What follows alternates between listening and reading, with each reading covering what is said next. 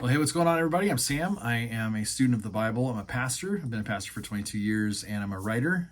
And my training involves biblical studies, it involves theology, and it involves biblical languages. So hopefully this is the last time I'm going to make a video like this talking about the ESV Bible, but I wanted to address some questions that I've been getting because apparently haven't been clear enough. So one of the big questions that I've gotten from my couple of videos I've done about this, or a comment that I want to talk about. One of the comments was, well, you just don't like the ESV Bible because of your own bias. So here's the answer to that question, or that response, I guess. Sure, I have a bias against how they translated the ESV Bible. I get that. I have a way I look at men and women, and I do come from that place. I get that. Here's the deal, though. That isn't why I have an issue with the Bible. I have a bias. I have a belief system that I think, but that isn't my issue with the ESV Bible. Like I said, I have no problem that the people who translated the ESV Bible are who they are. That's not my issue with it. My issue is more with the fact that they were not genuine in how they came out with it. And we have receipts on all this stuff. If you go back into the history, what you're going to find out is what I told in the last story about the history of the ESV Bible is 100% true. And I'm actually going to link a blog post in the description of this video that is from the editor of World Magazine, who ran an article on the NIVI, which was the NIV inclusive that was in the 1990s that Zondervan was going to publish. And they were the first ones to break the story about it, and that caused the big uprising where several conservative minded, very conservative minded, complementarian pastors, theologians, all that, they all ended up getting together in Colorado Springs because Dr. James Dobson called the meeting for everybody to come up to focus on the family, and they all came. And Crossway got involved. Everybody got involved. John Piper got involved. R.C. Sproul was involved. Wayne Grudem was involved, and he was the head of the Center for Biblical Manhood and Womanhood. Like, all of this stuff got involved. And then they wrote a retort to Zondervan. Zondervan backed off, and then conveniently, a few years later, all of a sudden the ESV Bible comes out, and who's heading the team of translators? Wayne Grudem. So I don't think it's by accident. Now, here's the issue. If they would have just come out and said, we don't like the fact that gender inclusivity is what's happening here with the NIV. We want a version of the Bible that leans complementarian. We believe that's what's true, and we're going to come out swinging like that. If they would have just been honest and genuine about that, fine, great. Because you know what? A bunch of us would have been like, all right, not for me, and would have walked away. But that's not what happened. And here's why I take issue with it. What actually happened was they were like, nah, that meeting had nothing to do with why we translated the ESV Bible. That meeting had nothing to do with it. And Grudem came out and said it. The president of Crossway came out and said it. A bunch of people were like, no. The problem with that is that this article that I'm going to link, this blog post, has receipts of emails. It has this guy calling them on the carpet like, what are you doing? Why are you lying about this? Why are you walking this back? And he kind of is saying, it seems like what you're doing is you're trying to make it more palatable for the evangelical world, and not just what it is. Why don't you just say what it is? I'll let you read it. You got to have some time. It's a long blog post with a lot of different emails in it and all that kind of stuff, but it is like the smoking gun in the whole thing. So when I say things in my video like I don't use the ESV Bible because I know how disingenuous it is, it's that kind of stuff that makes me go, nope, pass, next.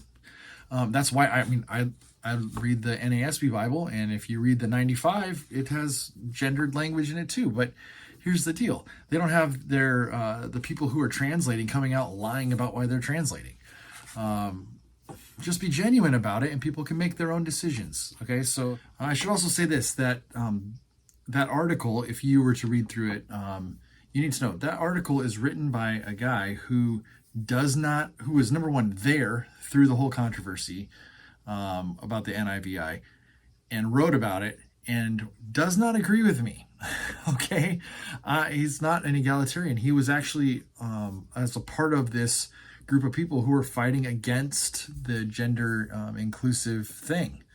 And so his whole entire thing is, he's asking the question, why are you hiding this?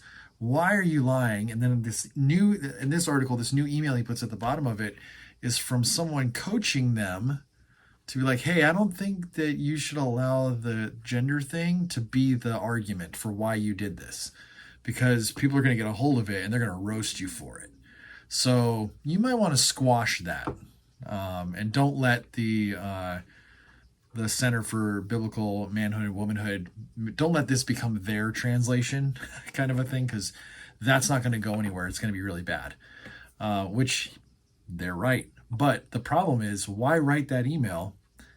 And the reason why you write that email is because you know this is at the center of why they translated, and it shouldn't be.